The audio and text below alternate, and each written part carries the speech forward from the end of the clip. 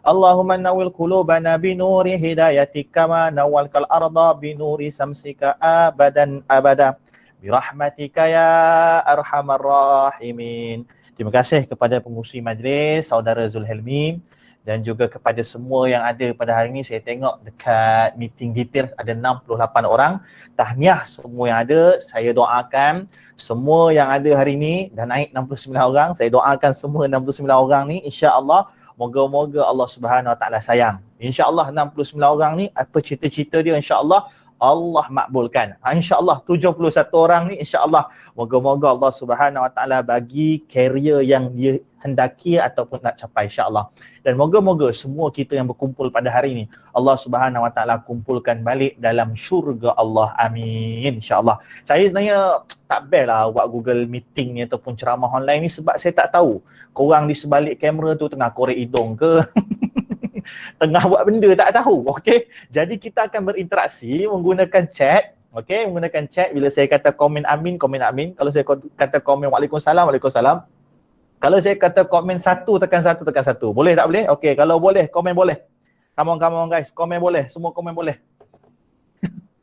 Mantap kepada laju Alif Zainal dan Nabila, Anis Wardina, Masya-Allah, Nur Fatini. Okey, mantap. Mantap guys. Okey, baik. Minta maaf lah, saya suka chill-chill macam ni.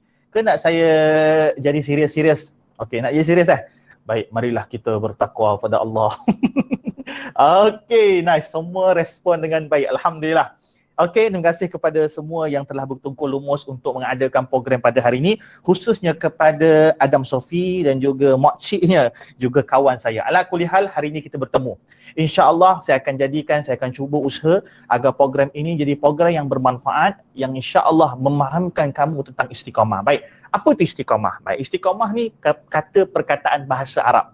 Bila cakap perkataan bahasa Arab, kadang-kadang adik-adik sekalian kita ni selalunya salah faham ataupun kurang faham.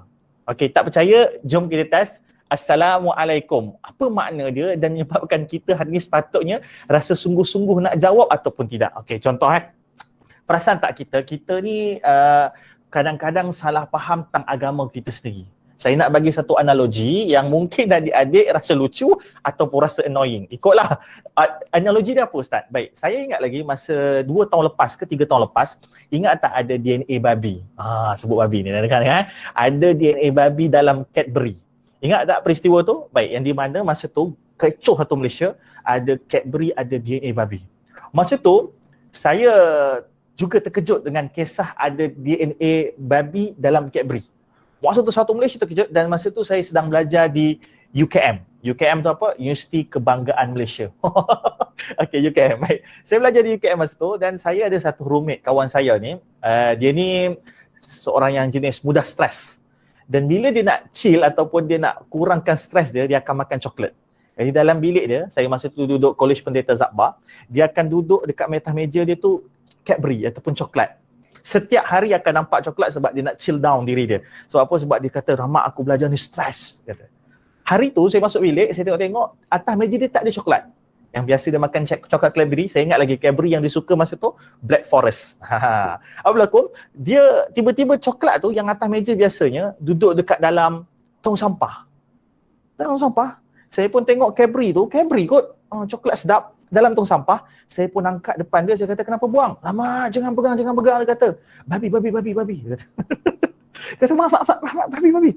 Saya kata, babi? Saya pun buka, saya makan depan dia. Rahmat, khinzir. Dia kata, okey. So, persoalannya, saya kata kat dia, kita faham tak faham sesuatu cerita, suatu istilah, sesuatu perkara sampai menyebabkan kita buat sesuatu keputusan. Saya kata pada dia, dekat surat khabar, dekat Facebook yang tulis ada apa? Ada DNA babi, bukan daging babi, saya kata. Kadang-kadang kita ni, bila sebut babi, kita rasa kasar. Bila sebut khinzir, tak rasa kasar. Adakah babi bila dikhinzirkan, hilang kebabiannya? Adakah babi bila dikhinzirkan, hilang keharamannya? Kadang-kadang kita dalam agama macam itulah. Mengumpat, dosa-dosa. Ustaz, kita orang tak mengumpat, Ustaz. Kita orang gosip. Wah, gosip. Ustaz, kita orang bukan gosip, Ustaz. Kami membawang. Kita tukar istilah tu supaya nampak kurang dosa. Kita tukar istilah tu supaya rasa benda tu chill. Sedangkan benda yang sama. Kita tukar istilah. Gay. Oh, gay haram, Ustaz. Haram gay, Ustaz. Ustaz, kami bukan gay, Ustaz. Kami mengunyit, Ustaz. Benda-benda macam ni, itu yang buat kita tak faham agama kita. Kita suka tukar istilah. Kita suka tukar maksud sesuatu, menyebabkan kita rasa benda tu chill. Okay? So, patah balik cerita tadi. Saya kata apa? Adik, sahabat, saya kata Cadbury ni, yang viral ataupun tular dalam media sosial adalah ada DNA babi, bukan daging babi. Daging babi confirm haram. Habis Ustaz, DNA babi belum tentu ke haram? DNA babi juga haram. Tapi kena ingat satu benda. DNA manusia dengan DNA orangutan kan 96% sama. 96% sama DNA babi dengan DNA orangutan dengan manusia. Tapi adakah kita orangutan? Kita bukan orangutan. Walaupun perbezaannya 4%. Jadi saya kata cuba kita fikir logik. Masa Jabatan Agama pergi ambush, Jabatan Agama pergi serang kilang Cadbury tu, adakah dia bawa makmal ataupun dia bawa small device ataupun dia bawa alat kecil? Pernah buat eksperimen kan? Eksperimen kan kalau nak buat duduk kat dalam kita punya laboratory, lepas tu kita buat eksperimen tu dengan tertib, dengan SOP, dengan kita punya prosedur. Tapi bayangkan kalau Jabatan Agama pergi ke kilang, kemudian mereka pergi cek, tiba-tiba dia kata, ada DNA babi. Kemungkinan ada ralat, kemungkinan ada error, kemungkinan ada benda-benda yang kita kata membuatkan keputusan tidak terlalu tepat. Sebab tu laporan tulis DNA babi, bukan tak daging babi. Dan tuan-tuan dan puan-puan apa berlaku, sahabat sekalian, barulah viral kembali rupanya bukan DNA babi yang dikatakan itu hanyalah DNA lembu, tapi lembu baka yang jenis unik sikit. So, apa moral of the story? DNA berbeza dengan daging. Berbeza dengan daging. Apa lagi tadi? Saya kata DNA beza dengan daging. DNA beza dengan daging. Babi adakah beza dengan khinzir? Adakah kunyit beza dengan gay? Benda-benda ini memerlukan ilmu untuk membezakan. Jadi bila kita cakap pasal istiqamah, ia adalah perkataan bahasa Arab yang memerlukan pendetailan, yang memerlukan kamu faham, dan sebab itulah saya ucap tahniah kepada sekolah kamu hari ini, alhamdulillah, yang buat satu program memahamkan apa itu istiqamah supaya ramai yang tak salah faham tentang perkataan istiqamah. Jadi kita pergi satu-satu apakah makna istiqamah. Saya akan tulis, tapi jangan terkejut dengan tulisan saya yang sangat hodoh. Baik, istiqamah, I-S-T-I-Q-A-M-A-A-H. Allah, susah nak tulis. Allah buruknya. Siapa kata buruk, tulis buruk. Okey, baik. Istiqamah. Okey, baik. Alamak, korang ni mulut manis lah. Nur Aini Nabila tulis cantik. Okey, terima kasih. Okey, Firdaus. Okey. Udahlah tu, puji-puji. Okey, insya-Allah. Baik, sambung. Istiqamah. Istiqamah adalah perkataan bahasa Arab untuk menunjukkan suatu benda yang konsisten. Okey, benda yang berterusan. Benda yang kita buat tanpa putus. Benda yang kita buat insya-Allah tidak putus asa ataupun berterusan. So benda ni yang kamu kena faham istiqamah. Beza dengan satu lagi perkataan namanya karamah. Okey, karamah.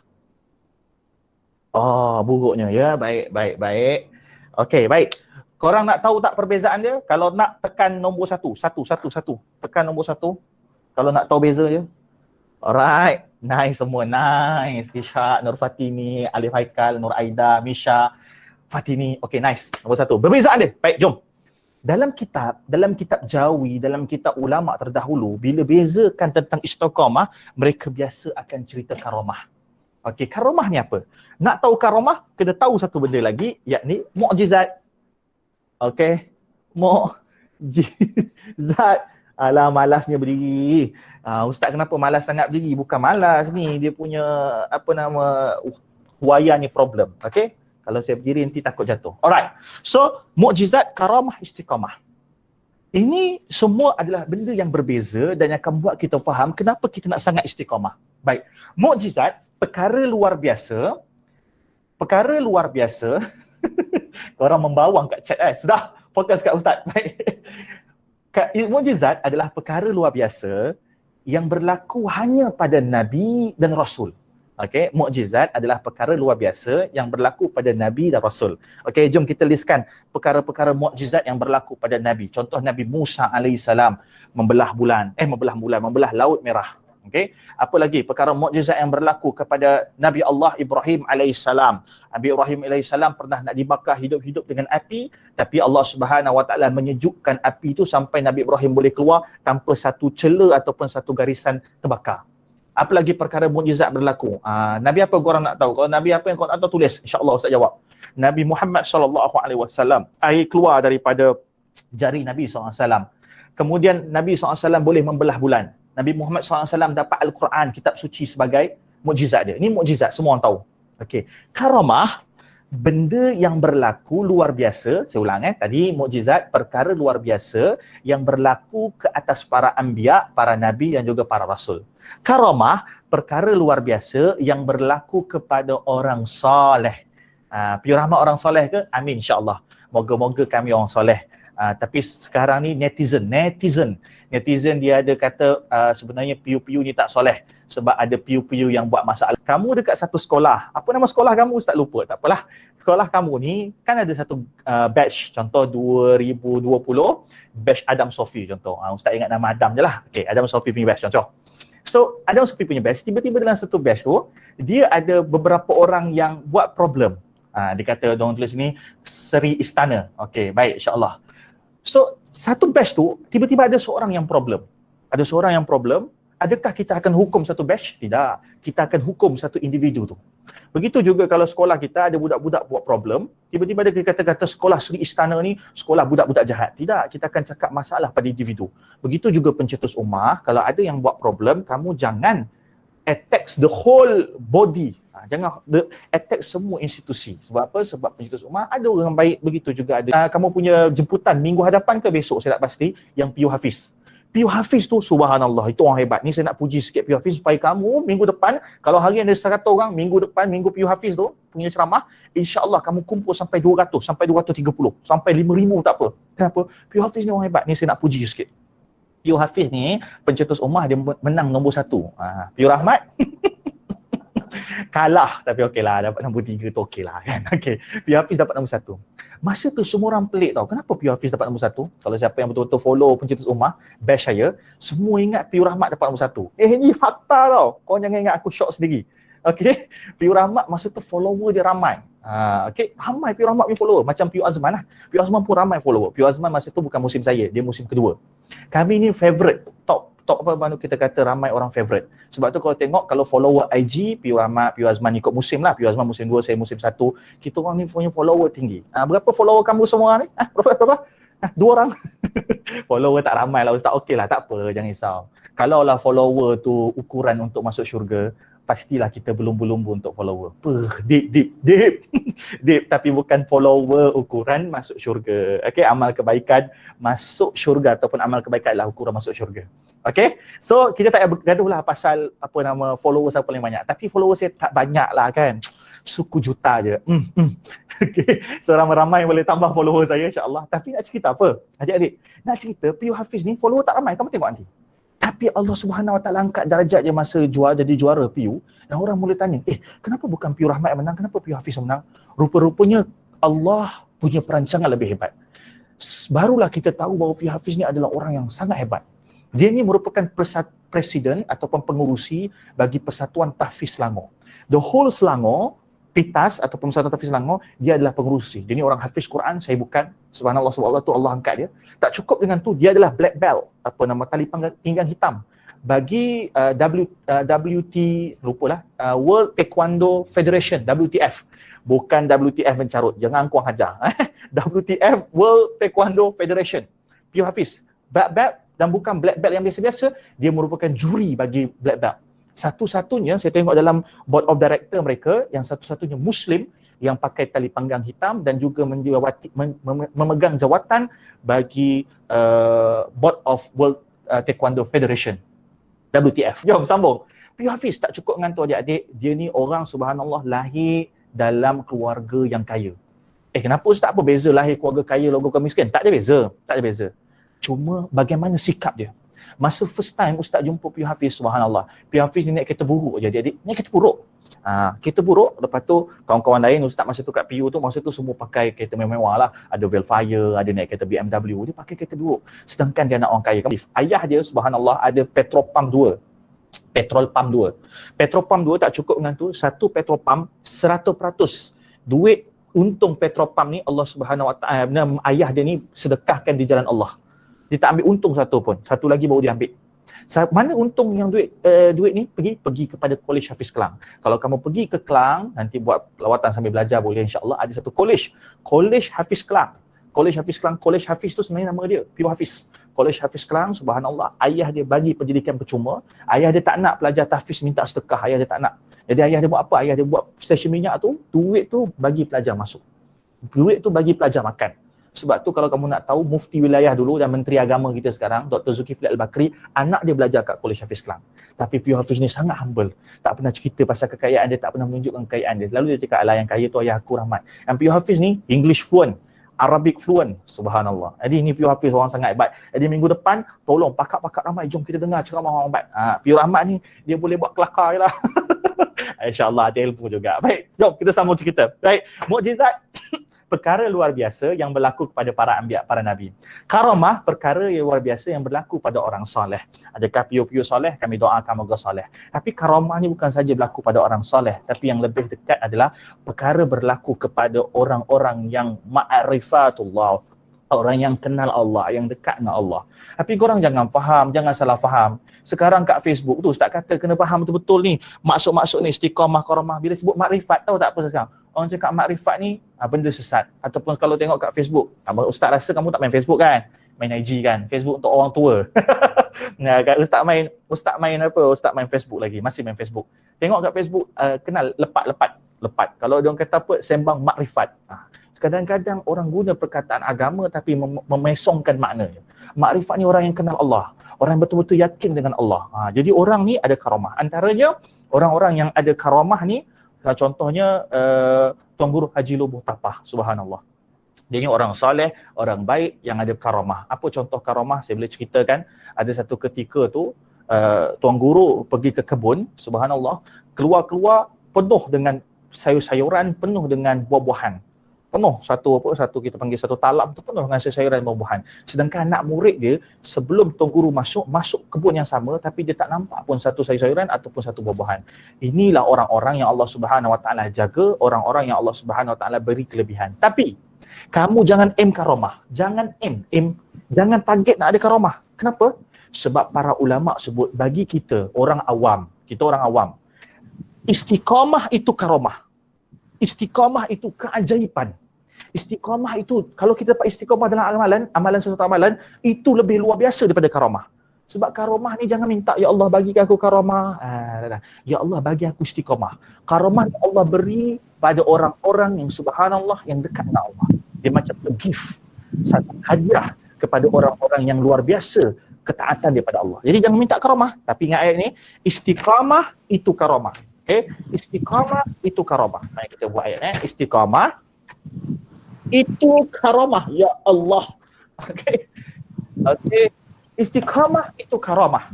Okey, istiqamah itu karamah. Okey, ada orang cakap tolong tutup mic.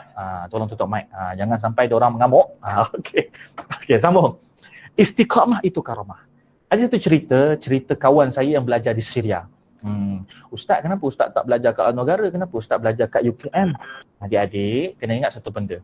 Belajar kat mana pun bukan itu isunya. Tapi isunya bagaimana kita menuntut ilmu. Isunya bagaimana kita dekat dengan Allah. Macam mana kita dekat dengan Tok Guru kita. Kita dekat dengan pensyarah kita. Kenapa saya cakap macam ni? Sebab ramai orang kadang-kadang dia rasa rendah diri dia belajar kat dalam negara. Saya pun sebenarnya berlaku benda yang sama dulu-dulu. Awal-awal bila saya belajar kat universiti kebangsaan ataupun universiti dalam Malaysia, rasa sekesian ataupun rasa rendah diri dengan kawan-kawan belajar Syria, belajar Mesir. Subhanallah, tapi dia disedapkan hati saya dengan kata-kata guru saya. Dia kata apa? Ada orang kalau pergi Mesir, dia belajar dengan Tok Guru dan balik jadi Nabi Musa. Balik Malaysia jadi Musa. Tapi ada orang juga pergi Mesir, dia tak belajar dengan Tok Guru, balik jadi Firaun. Sentap. Sebab semua. Sebab dekat Mesir, subhanallah, kita belajar boleh belajar, tapi ada orang juga pergi tapi tak belajar. Akhirnya dia balik, dia tak jadi pun seorang ulama, tapi jadi Firaun. Jadi jahat. Jadi ia bukan institusi tu, tapi bagaimana kita menuntut ilmu, belajar. Sebab tu ustaz tak suka Kamu membeza-bezakan pelajar tingkatan 6, pelajar matrik, pelajar diploma. Jangan beza-bezakan. Sebab setiap orang dia ada laluan masing-masing. Dia ada laluan masing-masing. Ada yang rasa asasi lebih bagus pada tingkatan 6. Budak-budak tingkatan 6 rasa self-esteem dia rendah. Bila jumpa dengan budak-budak asasi, budak diploma, dia rasa macam, alah tingkatan 6. Kamu kena proud dengan diri kamu, kena bangga dengan diri kamu. Sebab apa laluan kamu itu, itulah laluan yang Allah Subhanahu Wa Taala putuskan untuk kamu. Dan kamu kena sungguh-sungguh menuntut ilmu, membuktikan sebab kita bukan short running ataupun perlumbaan yang pendek. Kita ada perlumbaan yang sangat panjang. Kita tak tahu umur 25 mungkin dia lebih cemerlang. Umur 35 mungkin orang lain lebih cemerlang. Kami dah menyaksikan banyak dalam kehidupan kami ni, kawan-kawan kami yang gagal dalam SPM, kurang cemerlang dalam SPM, tapi dalam kehidupan dia lebih berjaya. Dan ada juga orang-orang alhamdulillah dalam SPM dia berjaya dan terus berjaya. So jangan compare, kunci mulut, okey? Okey, kunci mulut. Okey, jadi adik-adik tingkatan 6 kat sini, Ustaz doakan moga-moga berjaya insya-Allah. Ustaz cerita ni bukan apa, kadang-kadang kita rasa rendah diri dengan diri kita sendiri. Jangan macam tu. Ada kawan-kawan kita ni mungkin tingkatan lain ni kan, tingkatan lain ni mungkin masa PMR keputusan belum cemerlang. Tak apa, masih ada lagi banyak peringkat dalam hidup kita yang akan membuktikan kecemerlangan kita. Dan paling penting, biar kita ni cemerlang di sisi Allah. Kan dah diceramah. Okey, baik, sambung. So, saya belajar dekat Malaysia, tapi kawan saya belajar kat Syria. Dia cerita, dia kata apa, ada satu cerita, tok guru selalu cerita pasal istiqamah dengan karomah. Okey, sambung cerita. Apa berlaku? Tahun 1970. Maksudnya dah lama lah adik-adik. Maksudnya kalau kita merdeka umur 1950, 20 tahun kemudian 1970, masa tu pengajian agama dekat Syria ni kita kata sedang berada ke puncak. Orang semua pergi mengaji agama, orang semua pergi belajar hadis, orang pergi belajar Quran. Tapi ada satu masalah pada tahun 1970. Kata tok-tok guru dekat Syria. Apa masalah dia? Masalah dia, anak-anak murid ni suka compare cikgu. Kau orang mula terasa. Jangan compare cikgu.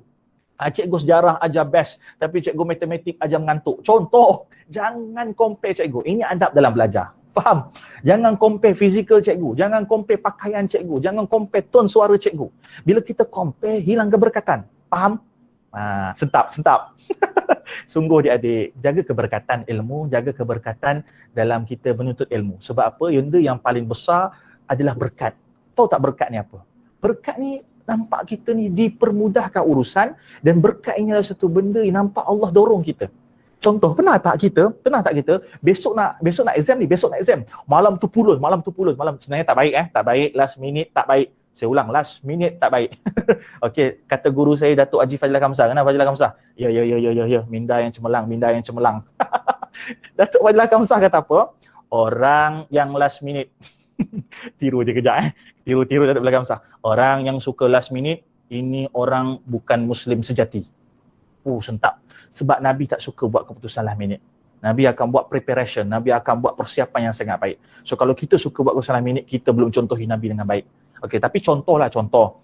Kita pun belajar malam tu, besok nak exam. Belajar, kita belek-belek. Tiba-tiba malam tu, apa yang kita belajar, masuk exam. Orang lain mungkin dia belajar, tapi tak dapat apa yang kita buka buku tu. Itu seolah-olah Allah memberkati pelajaran kita. Dan keberkatan Allah ni boleh dijemput. Boleh jemput melalui guru, boleh menjemput melalui mak ayah, boleh menjemput melalui haiwan. Kadang-kadang haiwan mendoakan kita atas kebaikan kita. Jadi ini keberkatan. Sebab tu jangan compare cikgu-cikgu, sebab kita tak tahu mana cikgu yang sejuk hati dengan kita dan dia sebut dalam hati dia, ataupun mungkin dia sebut dengan lidah dia, ataupun mungkin sambil-sambil dia selak buku, dia kata apa, ya Allah rahmat tulisan buruk, tapi ya Allah dia ni orang baik, ya Allah mudahkan urusan dia. Dia sebut, cikgu sebut. Dia berkat adik-adik. Berkat. Saya adik-adik kalau nak banding dengan kawan-kawan saya okey belajar. Saya alhamdulillah lah, tak nak cakap sembang gebang besar-besar lah. Tapi alhamdulillah lah SPM straight A. Okay. Tapi saya perasan, alhamdulillah, walaupun saya straight A SPM dan kawan-kawan saya ramai juga straight A, tapi kami mempunyai jalan yang berbeza antara satu sama lain sebab doa para guru dan doa bagaimana kita hari dengan ibu bapa kita. So nak cerita, sama cerita. Bila sebut pasal keberkatan, jangan compare cikgu, jangan compare pakaian cikgu, jangan compare cara cikgu mengajar. Walaupun mungkin cikgu nampak lemah dalam penguasaan dia, kita diamkan saja, belajar. Kalau kurang, cari tambah ilmu. So pandang cerita, semua cerita. Masa kat Syria, ada orang ni suka compare cikgu. Compare macam mana Ustaz? Bukan compare kaedah pembelajaran. Dia orang compare karamah cikgu ni, karamah cikgu. Kan cikgu orang soleh. Dia orang compare. Compare cikgu punya karamah. Contoh macam ni. Cikgu kat sana, ustaz, dia masa tu compare lah. Ada anak murid ni, cikgu kat sana weh, cikgu kat ujung kampung, dia ni mengajar sambil berdiri atas air. Oh, karomah. Dia mengajar sambil berdiri atas air, dah macam Naruto. Kage Bushi no Jutsu. Duduk atas air. Wah, ini orang luar biasa ni. Ini luar biasa duduk atas air. Ada tok guru, dia mengajar sambil terapung. Tu dia. Tapi ini cerita. Nak fahamkan kita pasal istiqamah dengan karamah. Ada cikgu belajar terapung. Terapung, subhanallah. Ada cikgu sambil mengajar, habis mengajar, meja tiba-tiba penuh makanan. Kemudian ada seorang cikgu ni, dia ni tak ada karamah. Anak murid mula kurang. Tinggallah beberapa anak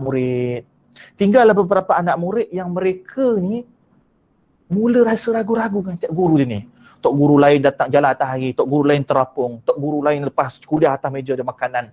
So ada karamah. Maka dia tanya pada cikgu dia. Contohlah cikgu nama Rahmat. Amin. Moga-moga jadi Syekh. Syekh Rahmat, aku bukan kurang yakin dengan kau. Tapi aku bertanya ini agar aku bertambah keyakinan. Wahai Syekh Rahmat, ada guru yang berjalan atas air, ada guru yang terapung, ada guru yang dihidangkan makanan di atas meja. Wahai Syekh Rahmat, apakah karamah kau?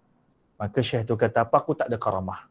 Tapi tiba-tiba Syekh tu berpaling, dia menulis, kemudian dia pandang depan, dia macam baca kitab kan. Dia kata, haddatsani Khalili. Tiba-tiba kapu dia bergerak, faham? Bergerak sini. Alah, macam cerita Harry Potter. Expecto Patronum. Kan? Contoh. Saya suka tengok cerita Harry Potter. Okay? The Prisoner of Azkaban. Okay? Okay, sambung. Dia tiba-tiba, dia pusing. Dia punya kampung bergerak sendiri. Anak murid dengar, tok guru cakap, saya tak ada karamah.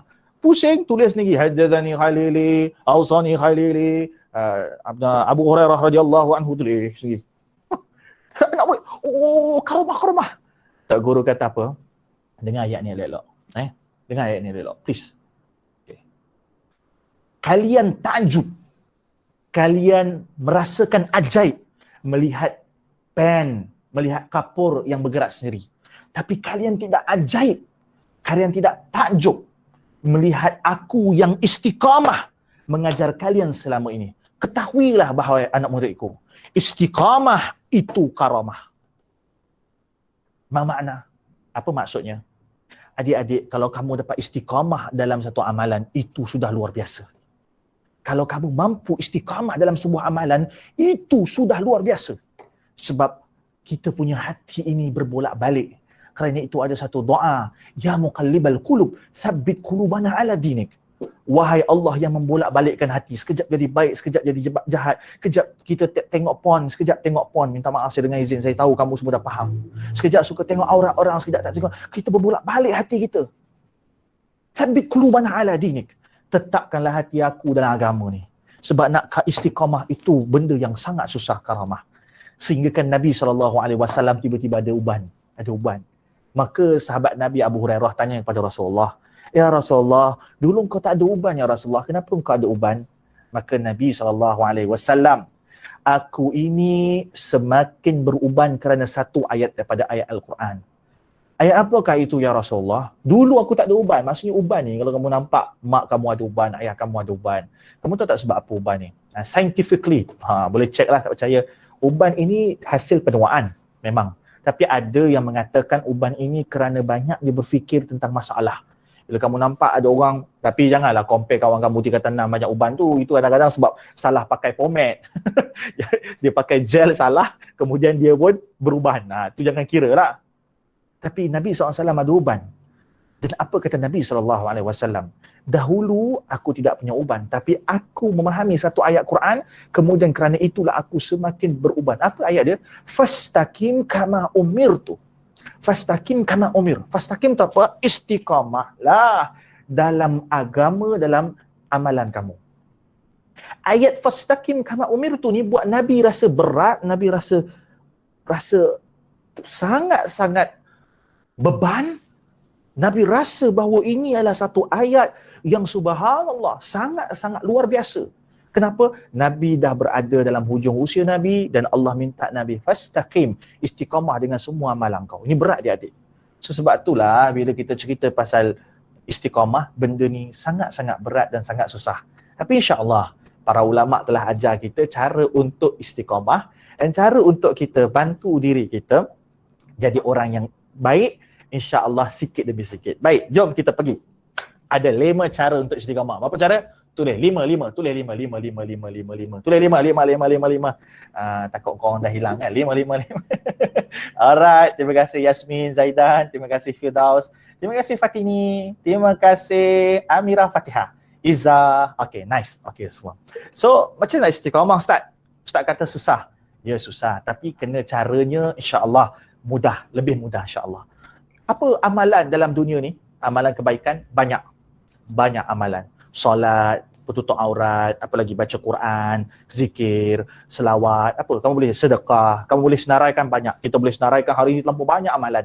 Bagi kucing makan, bagi merpati makan, betul? Usap kepala anak yatim. Kita boleh pergi detail amalan. Tapi macam mana nak buat amalan ni supaya istiqamah? Pertama, tipsnya adalah daripada Sayyidatina Aisyah. Saya nak cerita sikit.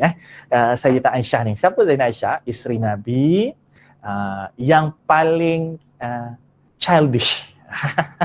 Okay, ni ayat ustaz tau. Korang jangan nak post dekat Facebook apa semua. Takut orang salah faham. Isteri Nabi yang paling childish. Perasan tak ustaz-ustaz kan ada beza-beza karakter? Ada macam Pure Rahmat ni jenis childish. Aku jadi budak-budak betul lah depan korang ni. Ada ustaz yang jenis serius. Contoh Pure Hafiz lah. Nanti kamu tengok minggu depan. Dia tak cute sangat. Okay. Dia straight lah. Sebab dia karakter begitu. Dan ada ustaz yang suka contoh apa nama, buat orang sedih contoh. Apa contoh suka ustaz buat orang sedih? Ustaz Aibid Liu. Allah, selalu menyentuh hati kita, betul? Ada ustaz yang mungkin kita kata dia suka jerkah orang, suka jerit kat orang. Siapa? Ustaz Belah Khairi.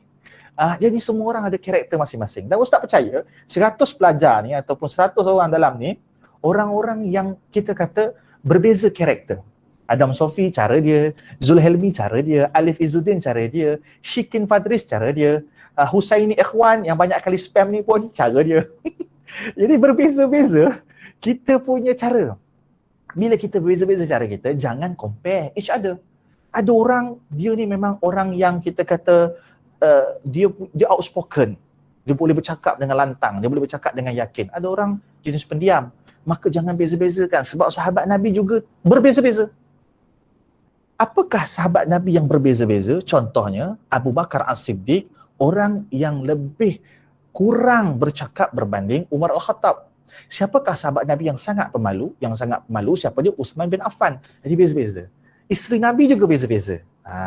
Ni satu benda kamu jangan faham. Nabi kahwin banyak, tapi Nabi minta maaf Nabi kahwin bukan sebab kecantikan.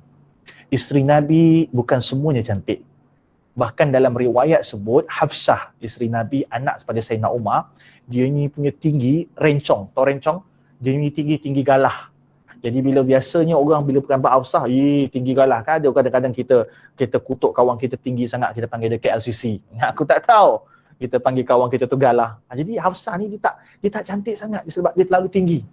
Ada isteri Nabi yang sangat rendah, bahkan gemuk. Betul, Ustaz cakap, kamu tengok dalam kitab memang ada sebut isteri Nabi yang pendek dan gemuk, tapi dalam kitab tak sebutlah pendek dan gemuk sebab itu perkataan yang kasar. Tapi dia sebut apa? Renek dan rendang. Jadi siapa-siapa yang pendek kan dalam sekolah tu janganlah panggil dia pendek, panggil dia alah renek-renek. Okey, sambung. Jadi cerita apa? Isteri Nabi ni berbeza-beza. Dan sikap isteri Nabi ini mencerminkan hadis-hadis baginda Nabi SAW. Aisyah cerita dia ni orang yang childish. Orang yang suka manja-manja dengan Rasulullah. Boleh kita cerita sikit? Jom. Ada isteri Nabi nama Safiyah. Safiyah ni orang dia princess-princess sikit. Princess-princess ni macam mana? Macam dia ni jenis kita kata bangsawan. Sebab itu Nabi SAW kalau Nabi nak duduk macam dalam istana, Nabi akan pergi rumah isteri dia Hafsah. Tapi Nabi adil Nabi adil setiap isteri. Jangan pula tiba-tiba ustaz cerita ni semua nak poligami. Poligami itu susah adik-adik. Bukan keutamaan untuk poligami. Monogami itu keutamaan. Kahwin satu tu lebih utama. Ustaz cerita ni nak kata Nabi, sebab Nabi ni ada banyak isteri, banyak karenah, maka Nabi dapat hadap dan tahan dengan semua karenah isteri, sebab itu Nabi luar biasa. Okey, sambung cerita. Hafsah ni, Safiyah ni, dia ni jenis seorang yang princess-princess sikit. Alah, princess-princess, let it go. Okay. Dia seorang yang princess-princess sikit. Maka Safiyah ni, kalau Nabi datang kat rumah dia, maka Nabi SAW akan dihidangkan dengan madu, Nabi SAW akan dilayan seperti raja. Sebab apa? Sebab Nabi SAW tahu Safiyah ini seorang yang princess. Alah princess, kalau kamu tengok cerita Frozen, tahulah jenis princess. Kan kalau Elsa dengan siapa lagi seorang tu? Siapa lagi seorang? Elsa dengan apa? Seorang lagi tu kan karakter berbeza sikit. Elsa dengan Anna. Apa semua memang layan movie. Baik. Elsa dengan Anna kan berbeza karakter. Itu biasa. Raikan kepelbagaian, insya-Allah hati kau akan damai. Okey, sambung cerita. Awalaku, Safiyah orang dia masya-Allah orang yang princess. Kemudian seorang lagi siapa? Hafsah. Hafsah orangnya agak tegas. Walaupun dia rencong tinggi. Aisyah orangnya childish. Maka setiap orang berbeza karakter yang menyebabkan kita akan faham hadis ini. Apa kata Aisyah? Okey, dalam keadaan Aisyah ni childish. Ustaz, contoh Aisyah childish Ustaz. Contoh Aisyah childish. Aisyah childish, Aisyah pernah tahu dia bawa makanan jumpa Nabi SAW. Dia bawa makanan jumpa Nabi SAW dan Nabi makan. Nabi kata, sedap makanannya Aisyah. Sedap sangat Aisyah. Teringat air tangan Khadijah binti Huwailid, isteri pertama Nabi SAW. Lepas tu Aisyah ni, dia marah. Dia kata, balik-balik Siti Khadijah. Dia buat muka dia, muka cute dia lah, muka merajuk dia. Balik-balik Siti Khadijah. Balik-balik Khadijah. Maka Rasulullah pun pujuk dia. Sebab apa? Tahu dia ni merajuk, dia childish. Jadi tak masalah sahabat-sahabat sekalian, sikap kita itu berbeza-beza. Tapi jangan sikap kita tu menyusahkan orang. Tu je. Sikap kita berbeza-beza tak masalah, tapi jangan sampai menyusahkan orang. Contoh macam saya. Saya zaman sekolah, saya seorang yang outspoken.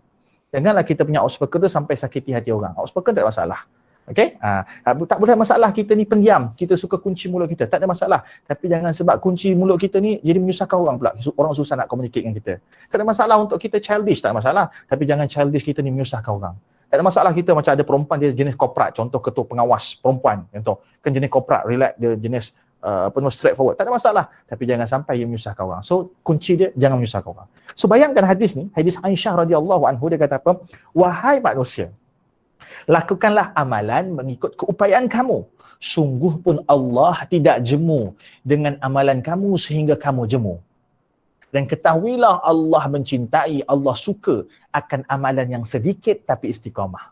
Kenapa cerita gini? Cerita dia kadang-kadang Sayyidina Aisyah ni dia rasa lemah, dia rasa, kita kata rasa penatlah dalam melakukan amalan.